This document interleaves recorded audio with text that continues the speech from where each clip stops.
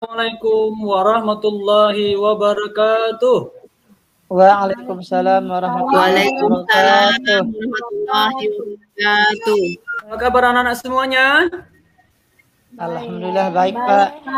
Baik, Ya, Pak. alhamdulillah sehat-sehat semuanya, tidak ada halangan sesuatu apapun. Baik anak-anak semuanya, sebelum kita mulai pembelajaran pada pagi hari ini, coba dulu Sahuli pimpin doanya. Rabbi jidni ilman warzuqni fahman. Amin. Ya, terima kasih kepada Sahuli. Baik anak-anak semuanya, hadir semua nih kan, tidak ada yang sakit. Masih ingat pelajaran kita minggu lalu? Ayo siapa yang masih ingat? Tentang tajwid hukum lam dan ro. Itu belajar tentang apa itu? Harkat bacaan pada Al-Quran, Pak. Ya, membaca Al-Quran. Kenapa kita harus belajar tajwid? Memperbaiki Panjang bacaan. pendeknya Al-Qurannya. Ya, kalau seandainya kita belajar tajwid, maka kita bisa membaca Al-Quran dengan baik dan benar. Kemudian, kalau kita bisa membaca, maka secara otomatis kita akan bisa memahami Al-Quran dengan baik. Ketika kita bisa memahami Al-Quran, maka kita bisa memahami pesan-pesan yang ada dalam Al-Quran. Termasuk ya di dalam surah Al-Furqan ayat 67, kemudian Al-Isra ayat 27.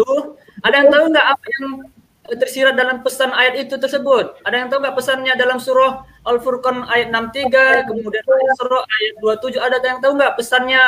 Supaya anak penasaran apa pesan dalam surah Al-Furqan dan Al-Isra tadi, ya, Bapak akan menyampaikan sedikit apa tujuan pelajaran kita pada hari ini adalah, ya anak-anak semuanya, kita mengartikan dari surah Al-Furqan ayat 63, kemudian Al-Isra ayat 27, kemudian anak-anak semuanya bisa menjelaskan makna dari sikap rendah hati, hemat, dan hidup sederhana. Kemudian anak-anak bisa menguraikan hikmah-hikmahnya, ya, dari pembelajaran kita pada hari ini. Ya, baik anak-anak semuanya. Jadi penasaran kan apa yang terkandung dalam surah Al-Furqan dan kemudian Al-Isra? Ya, penasaran. Baik, anak-anak semuanya coba perhatikan. Kalian tahu gambar apa ini? Gambar orang. Kawan Pak, saya ngejek. Baju baru Pak. Pakai baju baru. Terus diapakan baju barunya? Pamer dia, Pak. Ya, bagus. Sauli ya, dipamerkan. Ya. Jadi dia ini memamerkan baju barunya yang baru dibeli. Lengkap, sepatunya baru, celana baru, sama ikat pinggang baru, baju baru, jas baru, rambut pun baru. Berarti intinya sombong, Pak. Ya, kalau yang ini, ya orang berselaman. Lagi apa lagi ini? Silaturahmi. Lagi Ya, bermain bersama, Pak. Mereka ini lagi marah atau lagi tersenyum? Lagi ceria. Lagi tersenyum. Lagi tersenyum, lagi ceria. Iya. Berarti tandanya orangnya ini adalah orang yang rendah hati, ya. Rendah hati. Rendah hati. Tidak. Yang ini gambar apa? Menabung. Hemat Pak. Bagus, Mutia. Ini namanya menabung, ya. Menabung berarti Hemat. hemat. Bagus, hemat. Kalau kita hemat bagaimana? Pangkal kaya Pak. Ya, hemat pangkal kaya. Bagus.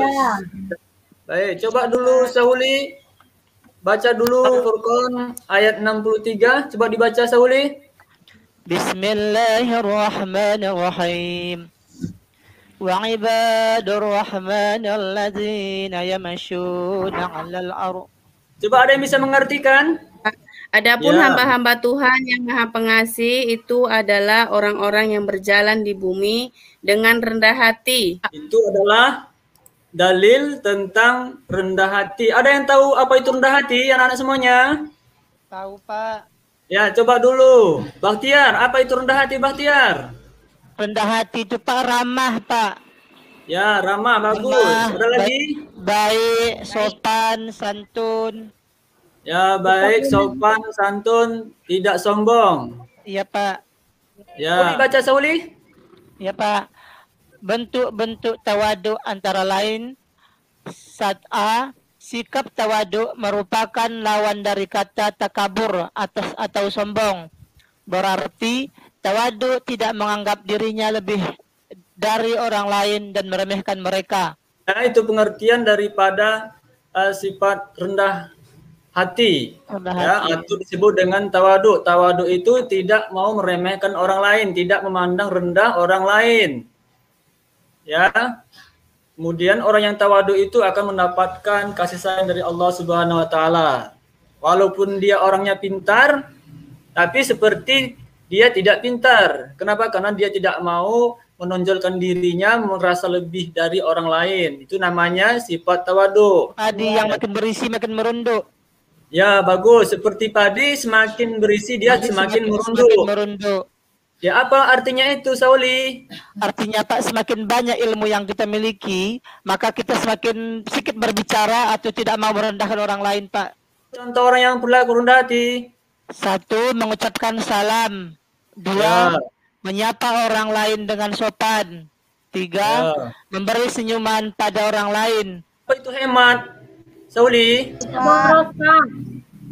Ya, tidak boros. Itulah yang disebut dengan hidup hemat. Dan terakhir adalah hidup sederhana. Ya, antara hemat dan sederhana itu seiring dan sejalan. Kalau seandainya orang yang hemat, sudah barang tentu dia hidupnya akan sederhana ya. Mana perbedaan orang yang hemat dengan orang yang suka menghambur-hamburkan uangnya? Coba, ada yang bisa jawab perbedaannya?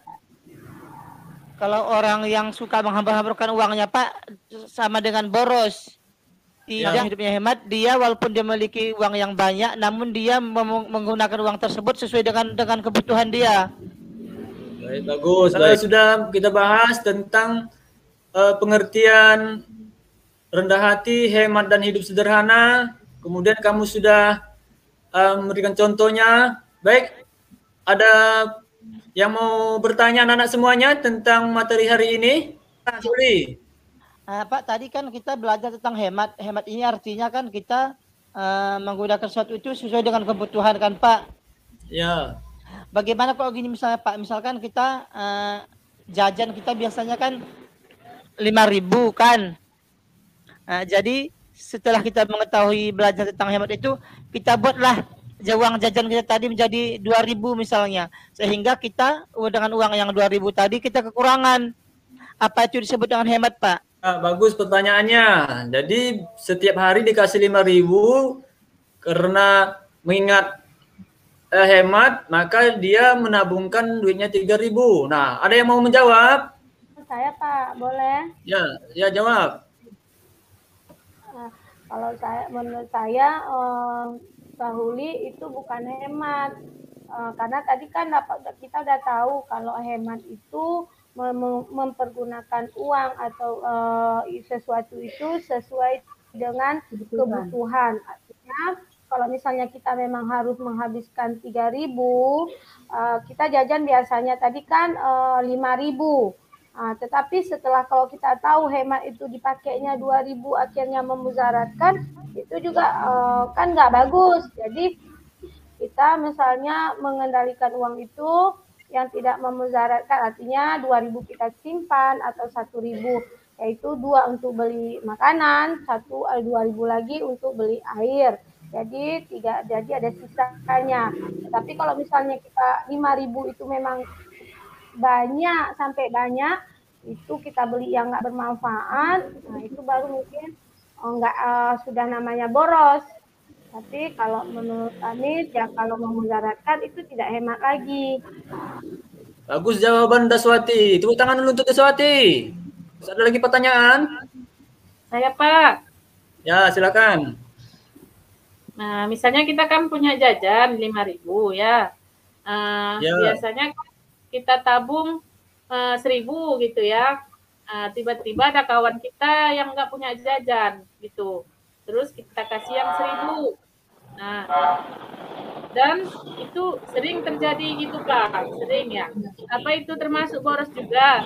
Ya, ada yang bisa jawab ini anak-anak semuanya. Ini cukup menarik ini ya. antara menabung sama membantu orang? Boleh, Pak. Ya. Boleh, Pak. Boleh. Ya, ditabungkan atau dikasih sama kawan? Dikasih aja, Pak. Itu namanya saling membantu. Ya, itu namanya bersedekah. Sedekah juga termasuk apa? Tabungan akhirat, Pak. Ya, tabungan akhirat, ya. Ya, kan hemat juga, tabungan juga itu. Enggak bisa kita nabung di celengan, tapi kita menabung di akhirat, yaitu bersedekah. Ya, bagus jawabannya. Ada lagi pertanyaan? Saya kan beli baju baru kan. Dan baju baru itu kan ada capnya itu kan. Ya. Saya biarkan aja capnya itu menempel di baju. Tapi saya pakai baju itu biasa-biasa aja, nggak ada istilah pamer sama orang lain. Pertanyaannya, apa saya termasuk orang sombong atau gimana tuh, Pak? Ya, bagus. Itu namanya tanpa kesengajaan ya. Ada yang bisa jawab? Kalau tidak sengaja tidak apa-apa, Pak. Ya, kalau tidak sengaja tidak apa-apa. Berarti kalau sengaja itu namanya pamer ya? Ya, kalau sengaja Ya, namanya bagus. sombong. Oke. Baik anak-anak semuanya, ada yang bisa sebelum kita menutup pertemuan pada hari ini, ada yang mau menyimpulkan materi pada hari ini? Ya, Pak. Ya, Sauli. Dapat kita ambil pelajaran dari materi kita hari ini. Yang pertama adalah tentang hemat.